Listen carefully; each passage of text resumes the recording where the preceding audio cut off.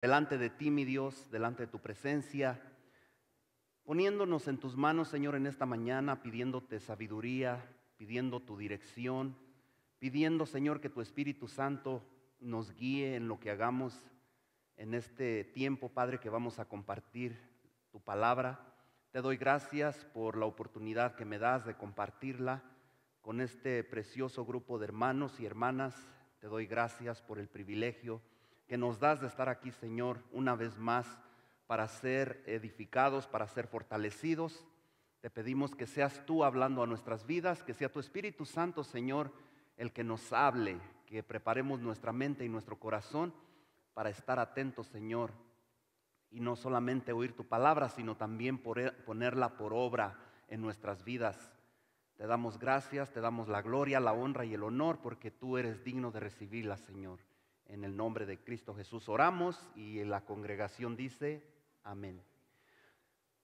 Seguimos hoy con la serie de mensajes titulada Tomando decisiones críticas, y hoy es la cuarta parte de esta serie de mensajes.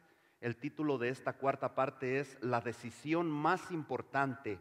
La decisión más importante en nuestras vidas. ¿Cuántos de ustedes saben que diario, día con día tomamos decisiones que son unas muy importantes, otras no tan importantes?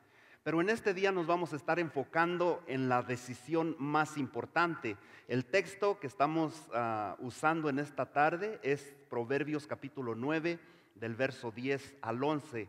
Lo vamos a estar leyendo en un momento, pero antes de leerlo yo quiero que usted y yo entendamos, ¿verdad?, que de todas las decisiones que tomamos en la vida, esta decisión de la que estoy hablando ahora es la más importante.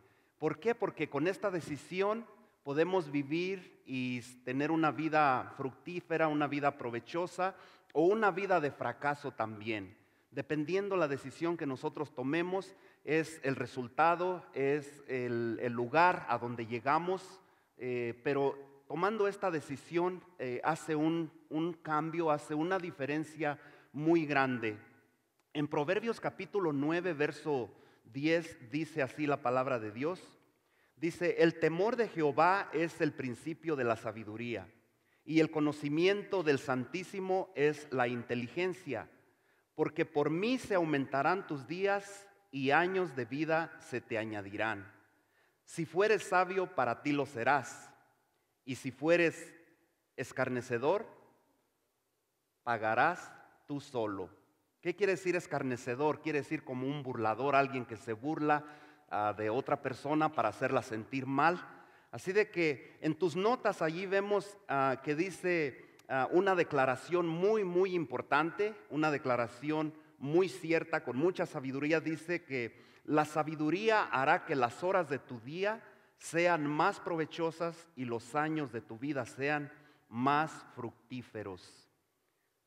La sabiduría de nosotros, la sabiduría en nuestras vidas, la sabiduría que usamos, eso hace la diferencia. Puede hacer la diferencia en que nuestros días, nuestras horas, nuestro tiempo sea un tiempo provechoso y un tiempo fructífero. En nuestras vidas, ¿cuántos de ustedes reconocen que hay días, hay ocasiones donde los días o el tiempo del día, las horas en el día se hacen muy, muy prolongados, se hacen eternos, y creemos que nunca pasará ese día o ese momento por el que estamos pasando? Ese tiempo puede ser eterno o puede parecer eterno, interminable, todo dependiendo de qué es lo que estemos haciendo. Muchas veces nos levantamos sin ganas de ir a trabajar, o simplemente estamos en el trabajo y no hay mucho que hacer, y se nos hace que no termina ese día, no encuentra uno qué hacer y dice: ¿ahora qué hago? Yo en lo personal tengo un horario de lunes a viernes, pero solamente de lunes a jueves yo manejo y hago entregas en las calles, en diferentes áreas aquí en Ogden, Layton, North Ogden y hasta Centerville. Pero el día viernes no tengo nada que hacer de entregas, y todo el día estoy ahí metido en la bodega. Y como no tengo una tarea específica, tengo cosas asignadas de recibir el material o acomodarlo en las racas, en los estantes. Hay veces que no hay nada y aunque ya barrimos, ya limpiamos, ya acomodamos, el reloj parece que no avanza. Y ese tiempo se hace eterno, se hace como interminable y uno dice, ¿por qué no avanza el tiempo? ¿Por qué no camina? ¿Y por qué se me hace tan pesado estar aquí encerrado? Y quisiéramos que el tiempo caminara, pero se hace muy, muy largo las 8 horas de trabajo. ¿Cuántos han estado en ese lugar? En donde las horas no avanzan, por más que usted busque qué hacer, ya barrió y ya acomodó y ya no hay nada más que hacer, pero de todos modos no quiere estar ahí parado porque los supervisores lo miran a uno y pues dicen, ¿y tú qué? ¿Qué estás haciendo? ¿O tiene uno que buscar?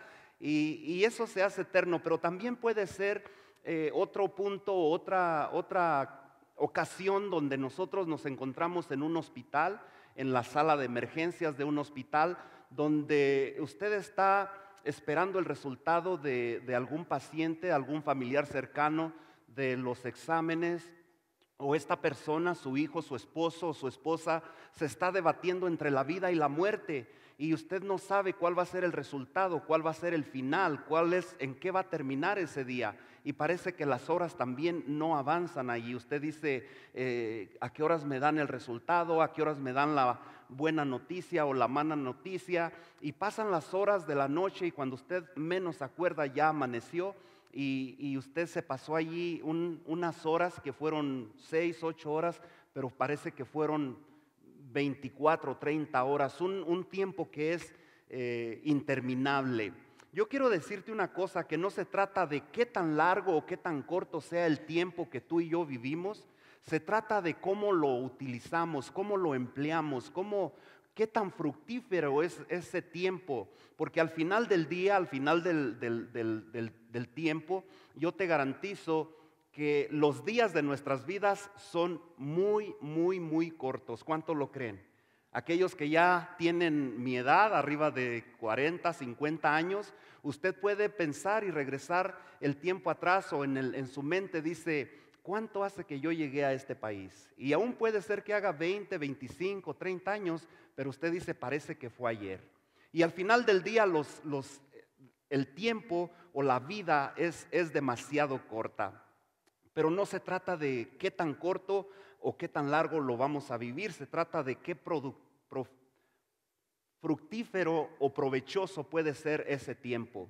Así de que en este tema, en este mensaje de hoy, vamos a estar aprendiendo de acuerdo a la sabiduría del libro de Proverbios, el consejo que Dios tiene para nosotros. El que escribió este libro, Salomón, él es el hombre más sabio que ha pisado este planeta y por lo cual estos consejos, estos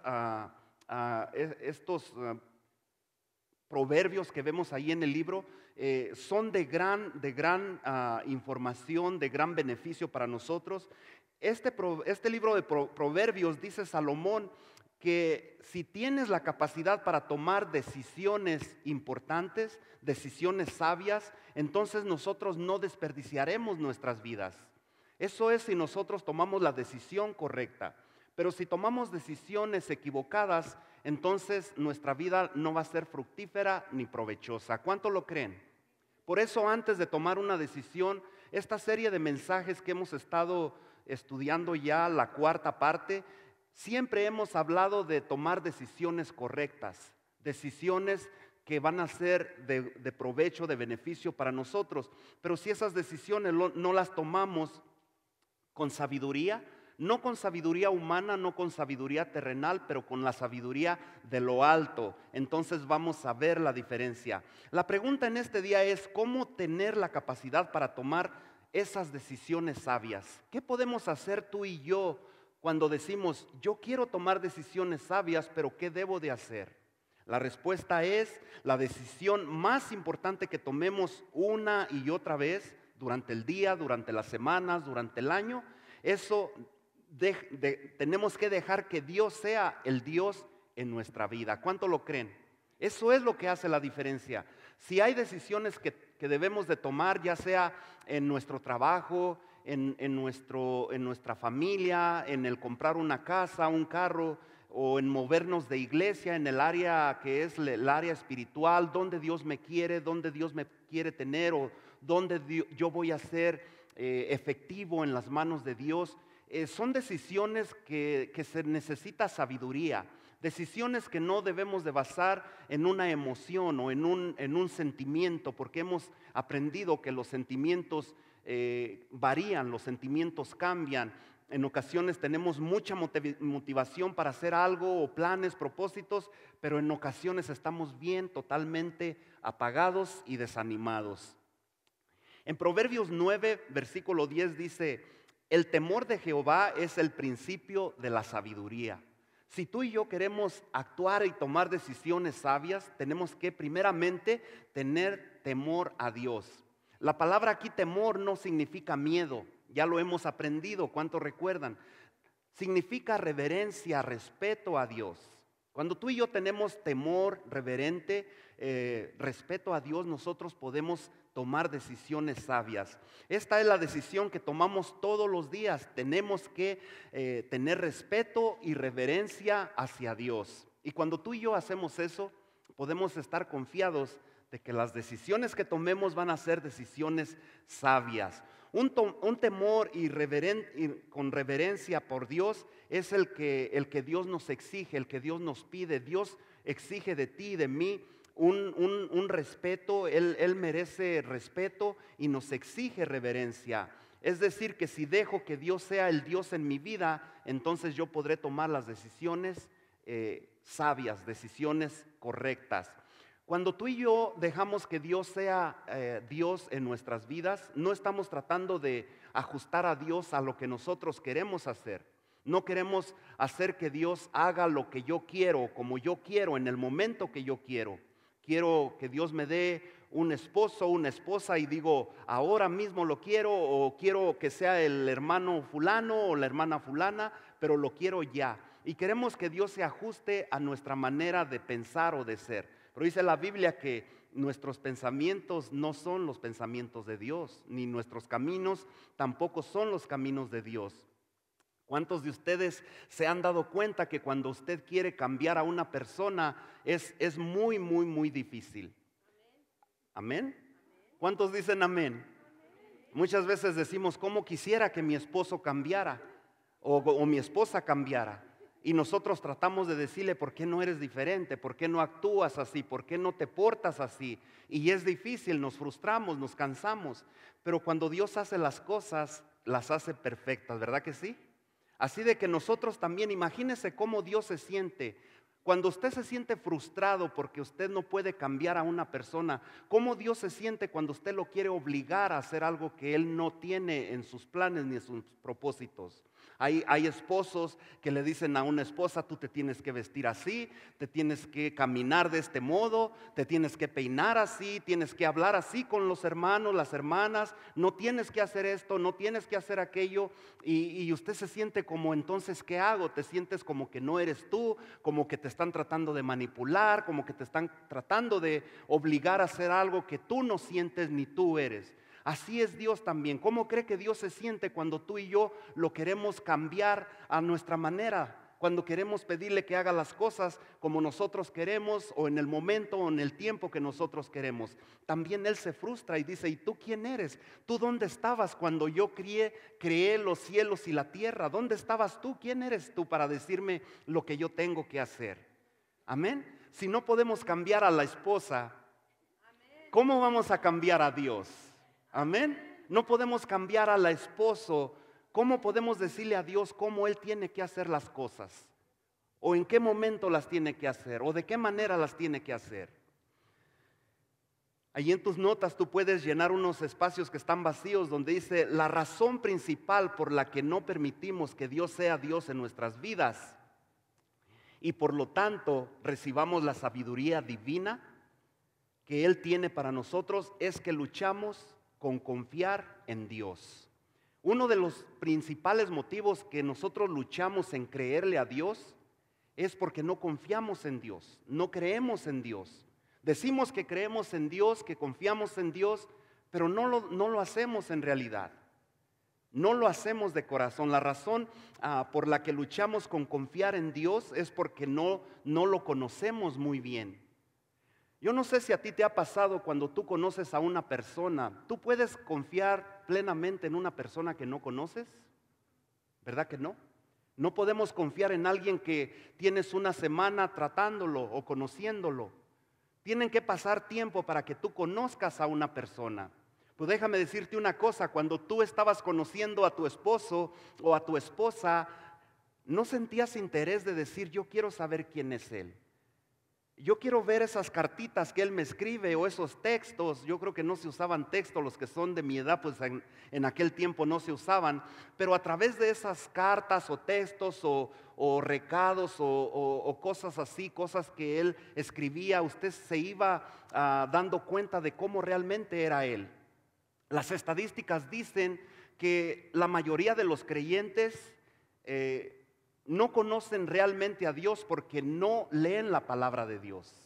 ¿Cuántos dicen amén? Dice que un gran porcentaje, las estadísticas dicen que de la mayoría de los creyentes no llevamos un método para leer la palabra de Dios. ¿Y cómo vamos a conocer a Dios si no leemos la palabra de Dios? ¿Cómo usted podía conocer a su novio, a su esposo, a su esposa, a su novio en aquel tiempo si no leía sus cartas que él le mandaba o sus textos que ella le mandaba? Cuando nosotros no conocemos a Dios, no podemos confiar en Él 100%. Tenemos que conocer a Dios. Proverbios 9:10 dice, y el conocimiento del santo es comprensión. Usted va a comprender muchas cosas acerca de Dios cuando usted lo conozca a Él. Cuando usted tenga una relación personal con Él, cuando usted tenga una relación íntima con Él.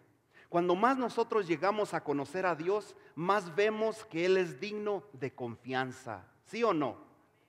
Cuando usted empieza a conocer a alguien, quizás en el ministerio donde usted trabaja, en la iglesia, que le dice, vamos a hacer esto. ¿Por qué no hacemos esto? ¿Por qué no hacemos aquello? Pero si usted no conoce completamente a esa persona, usted no puede confiar de que ese proyecto, ese plan va a seguir adelante.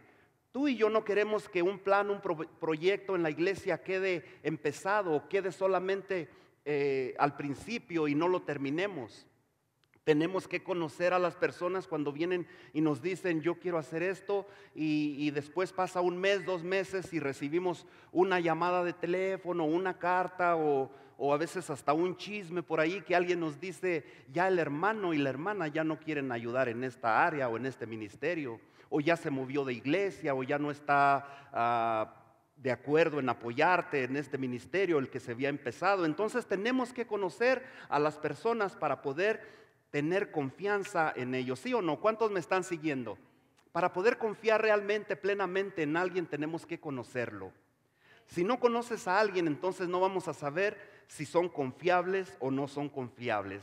Entonces, cuando yo dejo que Dios sea el Dios en mi vida, le estoy dando la reverencia, el respeto, el honor que Él exige de mí, ¿sí o no?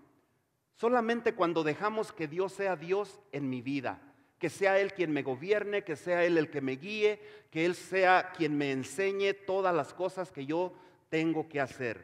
Vamos a ver cuán grande y poderoso es Dios, el Dios al que servimos, por qué debemos confiar en Él. Yo quiero que vayas conmigo a la palabra de Dios allí en la historia de Abraham.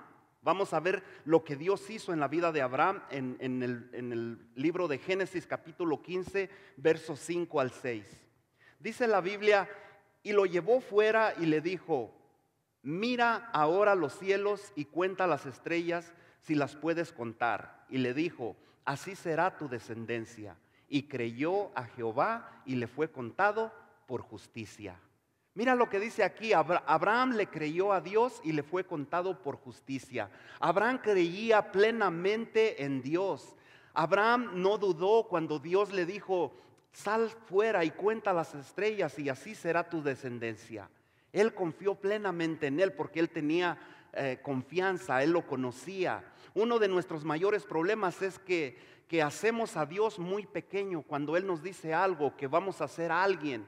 Lo hacemos muy, muy pequeño y nos hacemos nosotros muy grandes. Ese es nuestro problema. Así que la decisión más importante en nuestras vidas es esta. Ahí en tus notas vamos a llenar los espacios que están allí. Primeramente, estoy permitiendo que Dios sea Dios en mi vida para tener sabiduría divina al tomar decisiones. Vamos a hacer como un examen, y de este examen tenemos que pasar 3 pruebas, 3 partes importantes en las que nos podemos dar cuenta si nosotros estamos dejando que Dios sea Dios en nuestras vidas. Número 1, yo dejo que Dios sea Dios cuando estoy creyendo en Dios por cosas grandes en mi vida. Mi pregunta para ti es, ¿estás creyendo tú a Dios por cosas grandes en tu vida? ¿Estás creyendo a Dios que Él hará o que puede hacer cosas grandes en tu vida, mayores a las que muchas veces tú y yo creemos que Él puede hacer? ¿Lo crees? En Génesis 15:6 dice, y creyó a Jehová y le fue contado por justicia. Abraham creyó lo que Dios le dijo. Para Abraham no creo que era tan fácil creer cuando Dios le decía, a ver, salte afuera y cuenta las estrellas. ¿Quién va a poder contar las estrellas? ¿Quién va a poder contar qué tan grande puede ser tu descendencia cuando te dice, cuenta las estrellas y si lo crees, eso tendrás, será hecho en tu vida? No es fácil muchas veces cuando Dios nos llama a hacer cosas y decir, yo lo haré. Simplemente tú da el paso, inicia lo que yo te estoy diciendo. No es fácil, pero la Biblia nos enseña que Abraham creyó y le fue contado por justicia. En Jeremías capítulo 32, verso 17 dice, oh Señor, hay un cantito, no sé si usted conoce ese cantito que dice al final, como dice este versículo, dice aquí en el verso 17, oh Señor Jehová, he aquí que tú hiciste el cielo y la tierra con tu gran poder y con tu brazo extendido, ni hay nada que sea difícil para ti. ¿Usted ha oído ese cantito? Es un cantito muy antiguo, pero dice, ¿habrá algo que sea difícil para ti? Nada, nada, nada es imposible para Dios. ¿Cuánto lo creen? Amén. Gloria a Dios. Jeremías capítulo 32, verso 17 nos dice eso. Yo quiero que notes allí donde dice, nada es difícil para ti. ¿Cuántos de ustedes creen que para Dios nada es difícil? Muchas cosas para ti, para mí se nos hacen imposibles, pero para Dios nada es difícil. Mi pregunta en este día para ti es, ¿a qué situación tú te estás enfrentando el día de hoy? ¿Cuál es tu lucha por la que tú estás pasando? ¿Cuál es tu problema? ¿Cuál es tu necesidad? ¿Cuál es esa situación que tú dices, yo no veo que las circunstancias cambien? Si es con tu hijo, si es con tu hija, si es con tu esposo, tu esposa, si es en el área de las finanzas, si es en tu trabajo, si es en tu salud, si es en cualquier área de tu vida, en tu matrimonio. Muchas veces dice, yo veo que no cambia, yo veo que nada cambia, yo veo que todo sigue igual. Pues la Biblia nos dice que no hay nada imposible para Dios. Para ti, para mí parecerá imposible, pero para Dios todo es posible. Yo te digo en este día, sin importar el tamaño del problema por el que tú estás pasando, no le pongas un obstáculo o un límite a Dios. No le pongas un techo y decir, yo creo que Dios no puede pasar de este techo o de este límite o de este obstáculo que yo le estoy poniendo. ¿Quién eres tú o yo para decirle, Dios, tú no puedes hacer la obra en esta situación? Mucha gente le pone obstáculos a Dios, le pone límites, lo limita. Pero para Dios no hay nada imposible. Allí en tus notas, 3 límites o techos que la gente le pone a Dios. Número 1, el aburrimiento. ¿Cuántos de ustedes han escuchado que cuando le hablas a alguien y le dices, acepta a Cristo, acércate a Dios, Dios te ama, Dios tiene la respuesta para ti? Ellos dicen, no, porque el ser cristiano es muy aburrido. No, porque me voy a aburrir, ustedes se la pasan en la iglesia los fines de semana y es cuando yo me voy a divertir, es cuando salgo con mi familia. Déjame decirte una cosa, tú le puedes preguntar a cualquiera de los que estamos aquí y decir si el servir a Dios es aburrido o es divertido, es agradable. El servir a Dios no es aburrido. ¿Cuántos dicen amén? Pregúntele a los que van allí a los estudios bíblicos, a alguien de los que van a los estudios bíblicos, pregúntele a uno y dígale, ¿se la pasan aburrido ahí en la casa del pastor el día viernes? Cuando no es un cumpleaños, es un pastel, hay tamales, hay pozole, pero no dejando a un lado la palabra de Dios. Amén. Pero el ser creyente, el ser cristiano no es aburrido. Aprendemos la palabra de Dios, conocemos más de Dios, conocemos a los hermanos en Cristo, oramos los unos por los otros. Nos sentimos que no estamos solos. Yo quiero que reconozcas que el servir a Cristo no es aburrido, pero es lo que mucha gente le pone a Dios, ese obstáculo, ese techo, esa barrera, ese límite. Y dicen no, porque la vida va a ser muy aburrida. Otro techo, obstáculo, límite que le pone la gente a Dios es el temor. El temor. Todos enfrentamos temores, ¿sí o no? Todos somos humanos. Todos tenemos inseguridades, miedos, que decimos, yo creo que yo no puedo hacer esto. Yo creo que yo no soy capaz de hacer esto.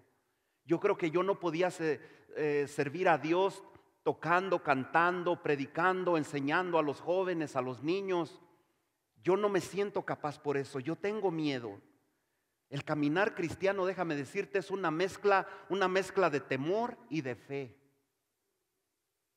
En ratos tenemos mucho ánimo, pero en ratos estamos bien atemorizados, con miedo, con inseguridades. Pero ese es el caminar cristiano, una mezcla de temor, de fe, de duda y de confianza. Muchas veces confiamos plenamente en Dios, pero cuando llega el problema y la situación difícil, decimos, Señor, ¿dónde estás? Pero luego viene el Espíritu Santo y nos motiva y nos impulsa a seguir adelante. Ese es el caminar cristiano. El caminar cristiano no es todo el tiempo están las cosas bien. Hay ocasiones que están bien, hay ocasiones que están mal, y esos son nuestros temores, nuestros miedos. Pero tenemos que aprender a tomar pasos, a dar el paso de fe, el paso de obediencia, sin importar y sin permitir que el temor nos impida seguir sirviendo y buscando de Dios. ¿Cuánto lo creen? Amén. Déjame decirte una cosa, quizás ustedes tienen líderes o ejemplos en los evangelistas o en los misioneros y dicen, para mí el hermano fulano, yo veo un ejemplo en él y veo que todo está bien en él y que va de país en país. Tuvimos aquí al evangelista Abel Brito, a la hermana Carla Castaño, y los vemos cuando predican y cantan y alaban a Dios como que todo está perfecto. Déjame decirte una cosa, ellos también tienen temores. Los predicadores, los pastores, los líderes espirituales que tú ves en televisión o en el internet son humanos, son seres humanos como tú y como yo, y tienen temores y tienen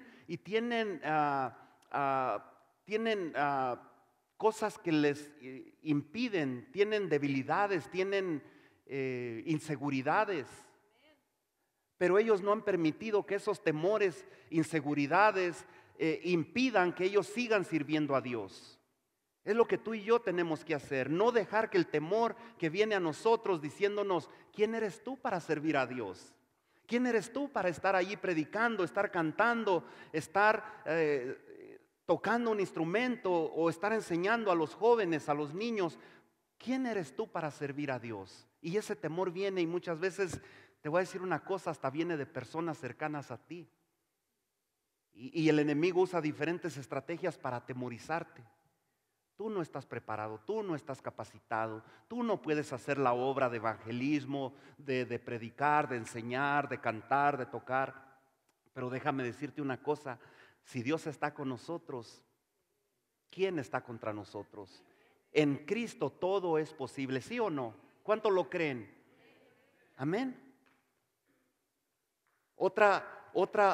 Déselo con su corazón, déselo, no se detenga, dele un aplauso al Señor. Porque Él no ve errores ni defectos en ti ni en mí. Él nos usa tal como somos. Con temores, con inseguridades, con defectos. Dígame, ¿quién de aquí es perfecto? Levante la mano, Mr. Perfecto aquí. No hay, no vino, no, nunca lo verá. No hay alguien que sea perfecto. Pero si nos ponemos a pensar, el temor de estar enfrente al público, el temor de estar tocando un instrumento, de no aprender, eso nos va a limitar. No permitas que el temor te limite a servir a Dios. Amén. Otro techo o límite que la gente pone es las suposiciones. Hacer suposiciones acerca de Dios, pero no investigar, no cuestionar, no ir más allá. ¿Por qué esto? ¿Por qué aquello? En los estudios bíblicos, donde hay más oportunidad de compartir la palabra de Dios, de preguntar, tenemos personas allí que conocen la palabra, que comparten con nosotros sus conocimientos. Tenemos al hermano Félix Arroyo, a Félix Flores, personas que tienen conocimiento en la palabra, y cuando tenemos una duda nos ayudan y nos dicen así es la palabra, y aprendemos, ¿sí o no? Amén. Así de que cuando tengamos suposiciones, dudas, para eso está la palabra de Dios, para investigar, para conocer. Déjame decirte una cosa, nunca vamos a decir yo ya lo sé todo. Siempre va a haber algo nuevo que aprender. ¿Cuántos de ustedes saben que hay investigaciones o estudios que dicen que los niños, los pequeñitos, hacen un promedio de 125 preguntas al día? ¿Cuántos de ustedes tienen niños? ¿Y qué es un niño? Mami, ¿por qué esto? Mami, ¿por qué aquello? Papi, ¿por qué te salen arrugas en la cara? ¿Por qué tienes el pelo blanco? Mami, ¿por qué esto? Ayer íbamos en un camino allá por Park City y mi esposa iba allí clavada en el teléfono y yo manejando, aburrido, y le iba haciendo un montón de preguntas a ver si le caía el 20. Lili, ¿por qué esto? Lili, ¿por qué aquello? Hasta que se calmó, se llenó de la impaciencia y me dice, antes no me dijo, ya cállate que me desesperas. Pero me dio a entender como, ¿qué quieres? Que yo no sé lo que me estás preguntando, pero yo lo hacía solamente para decirle, pues vas en el teléfono y no platicamos y el camino es largo. Y así son los niños. Había un sobrinito que estaba el tío pintando ahí, su hermano de Lili, y papi pintando. Y papi, ¿por qué estás pintando? Y el papi, sí, mi hijo, aquí pintando. Y sí, mi hijo, pintando, hasta que le colmó la paciencia y ya cállate y vete para adentro. Pero dice la estadística que los niños hacen muchas preguntas. ¿Y por qué no aprendemos nosotros de los niños? Cuando hay dudas, cuando hay cosas que necesitamos saber, tenemos que preguntar y salir de la duda. Dice la estadística que cuando los niños pasan de una edad de la niñez al ser adulto, por lo que es la adolescencia, llegan a la adolescencia y usted ya los ve callados. No preguntan nada, siempre están en los aparatos electrónicos, pensando allí, clavados en los juegos, en los videojuegos, y ya no preguntan nada. Pero déjame decirte una cosa, en su silencio ellos te juzgan, te estudian, te dicen, no, mi papá no es un buen padre, oh, mi papá no tiene capacidad o no me está dando un buen ejemplo. Y aunque tú no los escuchas hablar, esas son las cosas que hay en su mente. Y llegamos a la edad de adulto y dicen las estadísticas que cuando llegamos a la edad de adulto solamente 6 preguntas hacemos durante el día. O sea que de la niñez a la edad adulta se terminaron las preguntas, las dudas quedan allí. Ya no preguntamos, ya no investigamos. Entonces se pierden como 119 preguntas diarias que pudiéramos hacer y conocer y tener una respuesta de ellas. Así es el techo que le ponemos a Dios cuando hay dudas y limitaciones que no creemos que no podemos conocer más de Dios. Pensamos que somos incapaces, que Dios no puede usarnos. Yo te voy a decir una cosa, tú estás haciendo falsas suposiciones de que no eres suficientemente digno o capaz de ser usado por Dios. ¿Por qué? Porque no fuiste a la escuela, porque no sabes mucho de la Biblia, porque no fuiste a un instituto bíblico. Déjame decirte, para Dios eres tan especial como fue uno de los hombres de Dios en la palabra, en la Biblia, en el Antiguo Testamento o en el Nuevo Testamento. Para Dios somos iguales, no, Dios no hace diferencia. ¿Tú has oído la historia de Gedeón? Gedeón era un hombre inseguro. Hay muchos personajes en la Biblia donde vemos que no eran perfectos, que tenían inseguridades, debilidades, temores. Jonás, ¿recuerdas de Jonás? Huyó de lo que Dios lo mandó a hacer. David cometió adulterio. ¿Cuántos personajes fallaron? Pedro negó a Jesús 3 veces en 3 ocasiones. Y después, cuando fue lleno del Espíritu Santo, se levantó y daba unas predicaciones donde miles de personas venían a los pies de Cristo. Amén. ¿Quién te ha dicho que tú no puedes ser útil en las manos de Dios? Tomás era un incrédulo, Zaqueo era un tramposo, Elías estaba deprimido todo el tiempo, Moisés era un tartamudo, no sabía ni hablar, tuvieron que ponerle ahí a su hermano para que lo interpretara, para que le ayudara a comunicarse con la gente. Amén. Abraham era demasiado viejo, ¿verdad? Entonces, ¿quién te ha dicho que tú y yo no podemos ser útiles en las manos de Dios? Dios usó a todos estos hombres. Dios incluso usó un burro para ser útil en sus manos. ¿Cómo no nos va a usar a nosotros en un propósito que Él tenga? Amén. Solamente tenemos que estar dispuestos, dejar que Dios sea Dios en nuestras vidas. ¿Cuántos dicen amén? Amén. Proverbios 19:21 dice: muchos pensamientos hay en el corazón del hombre, mas el consejo de Jehová permanecerá.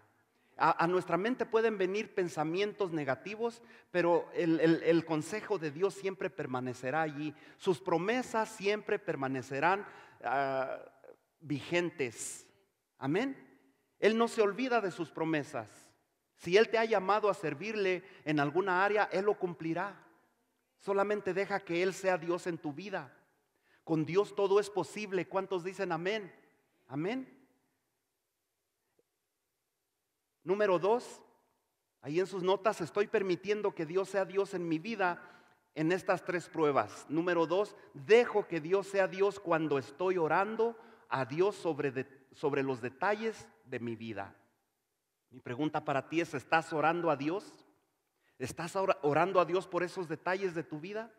David lo puso de esta manera en el Salmo número 8. Salmo 8, verso 3 y 5.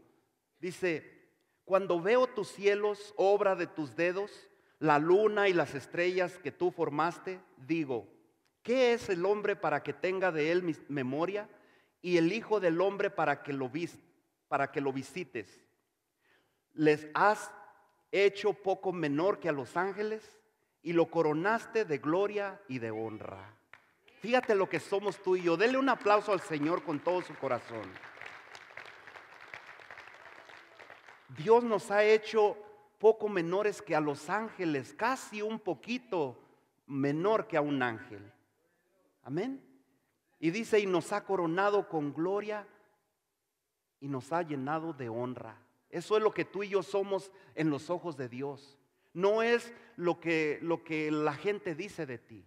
No es lo que las personas piensan de ti. David está diciendo que Dios no solo es un Dios poderoso, pero también dice que es un Dios personal. Un Dios que se interesa personalmente por tus problemas, por tus detalles. Para Dios tú y yo somos especiales. A través de Jesucristo Dios nos mostró amor. ¿Cómo? Viniendo y muriendo en la cruz, derramando su sangre por nosotros, sufriendo lo que tú y yo deberíamos de haber sufrido, todo por interés, por mostrarnos el interés en cada uno de nosotros, en cada área de nuestras vidas. Te voy a decir una cosa: yo creo que Dios se preocupa más por nosotros que nosotros mismos. Amén. ¿Cuántos dicen amén? A veces nosotros decimos: yo amo mi vida, yo amo mi cuerpo, yo amo mi salud, pero ¿cómo comemos? El doctor nos dice: tienes que hacer ejercicio y bajar de peso, ¿y qué hacemos? Amén. Y decimos que nos queremos, pero ¿qué hacemos para cuidarnos? Dios se interesa por ti y por mí personalmente. A Dios le importan nuestras vidas. Proverbios 21:31 dice: El caballo se alista para el día de la batalla, mas Jehová es el que da la victoria. ¿Qué quiere decir esto? ¿Cómo que el caballo se alista para la batalla? Mas Jehová es el que da la victoria. Nosotros debemos hacer nuestra parte. ¿Sí o no? Dios hace su parte, pero nosotros tenemos que hacer la nuestra. Cuando tú haces tu parte, después dices, bueno, entonces le pongo mi problema a Dios. Pero ya hiciste tu parte. No todo es decir, pues que Dios obre y que Dios haga su voluntad y que Dios cumpla su propósito, y nosotros allí cruzados de brazos viendo que las cosas pasan y no mejoran, y nosotros pues yo ya le puse el problema a Dios y que Dios se encargue. Cuando dice el caballo se alista para el día de la batalla, nos está diciendo, ¿estás tú preparado? ¿Estás tú metido en oración, en conocer a Dios a través de su palabra? ¿En conocer al Dios que servimos? ¿En conocerlo personalmente?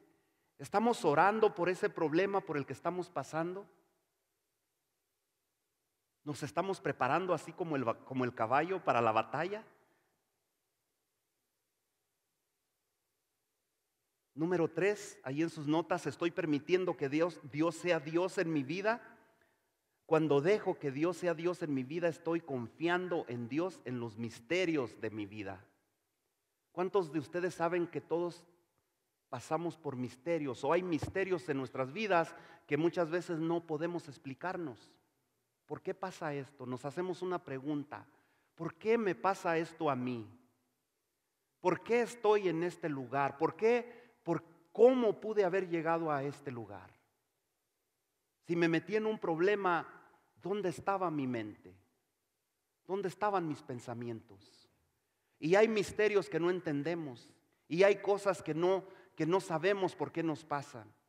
Necesitamos prepararnos, pero también necesitamos orar por el poder de Dios diariamente en nuestras vidas. Solo Dios puede cambiar las vidas. No te esfuerces tú por querer cambiar a tu esposo o a tu esposa, pero tú órale a Dios. Ora a Dios para que Dios haga algo en las personas, en la enfermedad, en el desánimo, en la incredulidad, en las finanzas. Tenemos que confiar en Dios, también hacer nuestra parte, pero ponerle en las manos de Dios el problema. Solo Dios puede hacer milagros. Y Dios conoce nuestras necesidades, pero Dios se alegra cuando nosotros le traemos nuestros problemas a Él a través de la oración. ¿Cuánto lo creen? Amén. Hay muchos misterios en nuestras vidas, por eso debemos confiárselos a Él. Yo te voy a decir una cosa, por más que tú confíes en Dios, hay cosas que no vamos a entender, que nunca vamos a comprender por qué pasan. ¿Sí o no? Isaías 55, 8 y 9 dice, porque mis pensamientos no son vuestros pensamientos, ni vuestros caminos mis caminos, dijo Jehová. A veces nosotros queremos entender las cosas a nuestra manera, pero Dios tiene sus planes y sus propósitos. En el verso 9 dice, como son más altos los cielos que la tierra, así son mis caminos más altos que vuestros caminos, y mis pensamientos más que vuestros pensamientos. Amén. Nunca vamos a entender los planes, pensamientos, caminos de Dios. Pero no es nuestro trabajo investigarlos y conocerlos claramente al 100%. Dios un día nos dará explicaciones por qué pasamos por determinado momento en nuestra vida. ¿Por qué mi matrimonio se destruyó? ¿Por qué mi hijo se fue de la casa? ¿Por qué se apartó de los caminos de Dios? Un día el Señor me lo mostrará cuando veamos el propósito cumplido en ese caso, en esa situación. Pero muchas cosas no las vamos a entender. ¿Cuáles son los propósitos de Dios?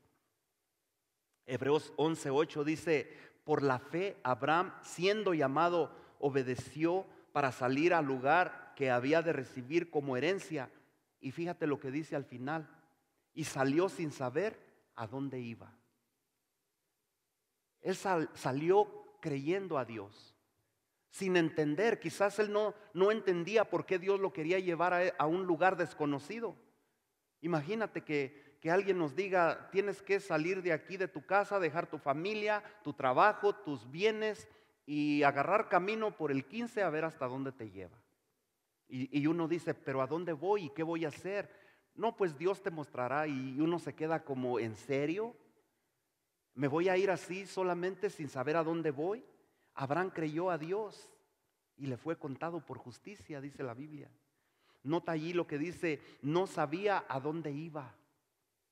Él no sabía a dónde iba.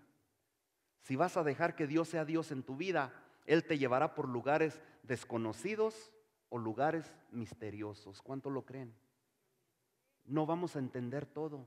Proverbios 16:20 dice, el entendido en la palabra hallará el bien, y el que confía, mira la palabra allí, confía en Jehová, es bienaventurado.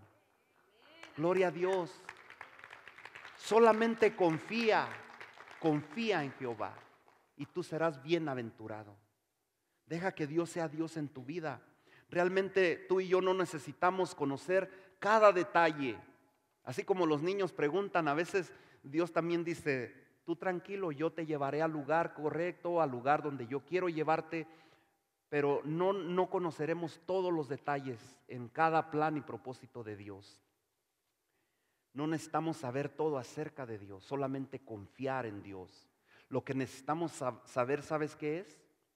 Lo que necesitamos saber es cuánto Dios nos ama.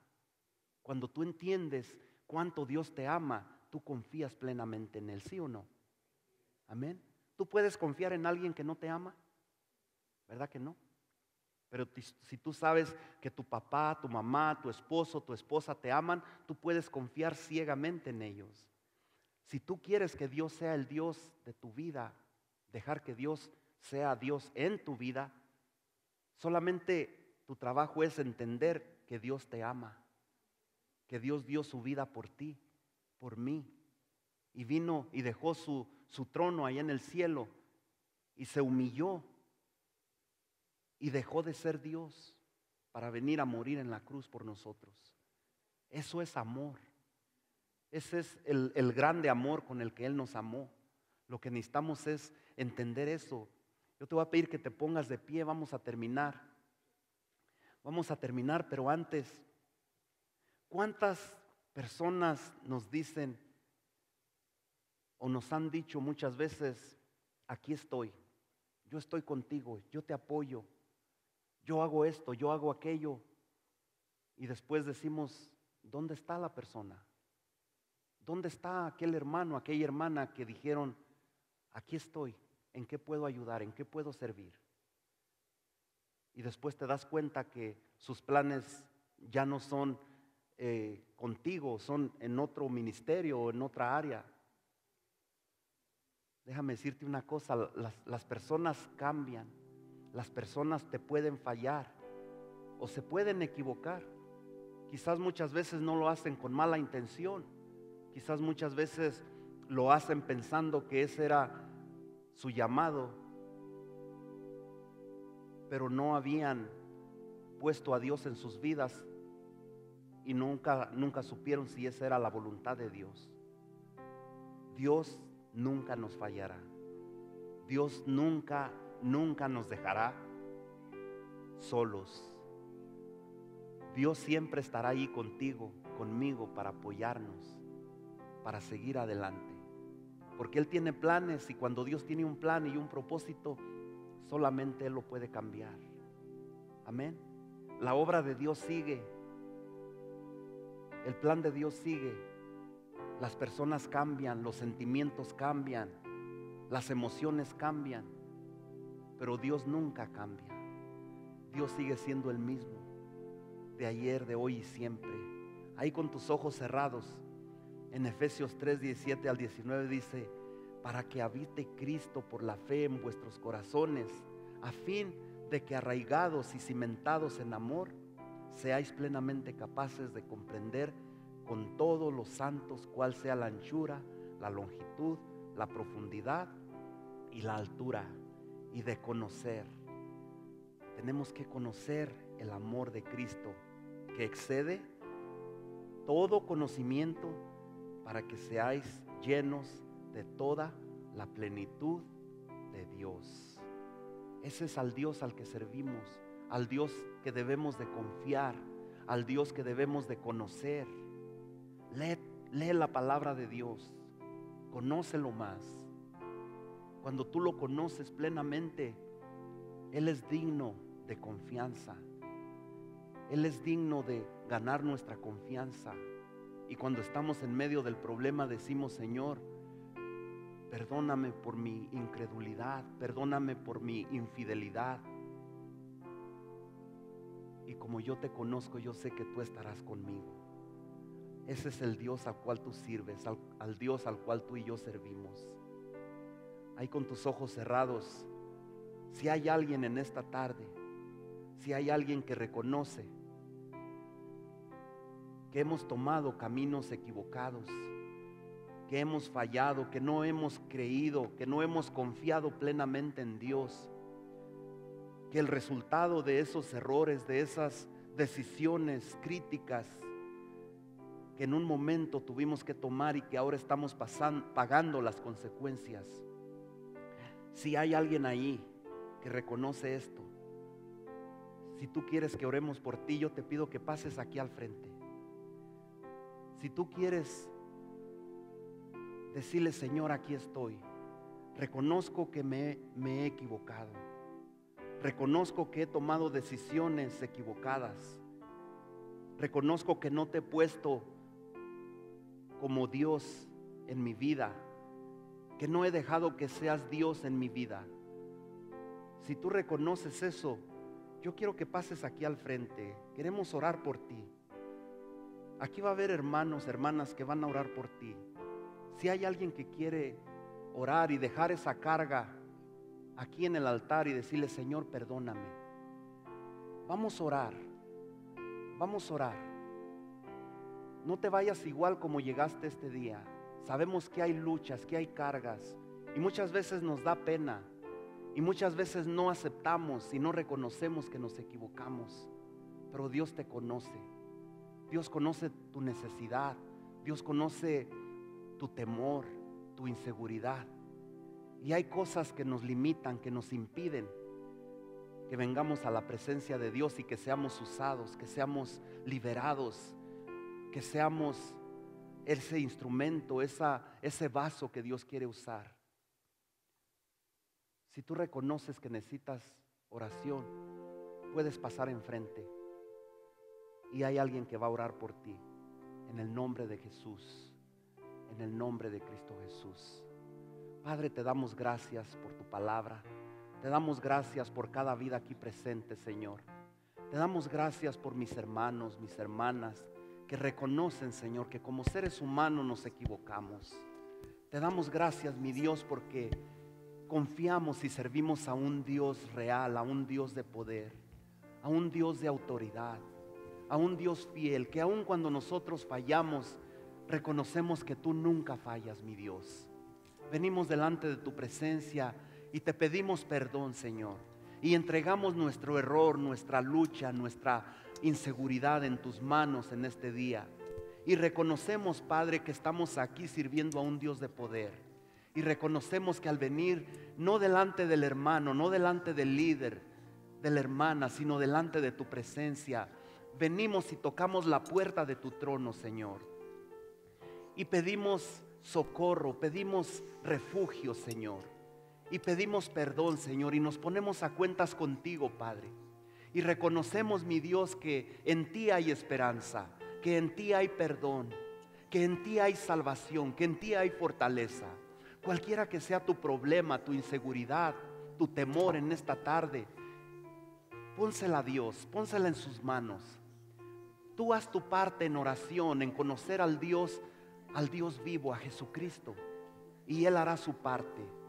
En el nombre de Cristo Jesús, en el nombre de Cristo Jesús oramos, Padre, por mi hermano Humberto, Señor. Bendice su vida, Padre. Bendice su ministerio, Padre. Bendice su familia, Señor. Bendice sus planes, sus propósitos.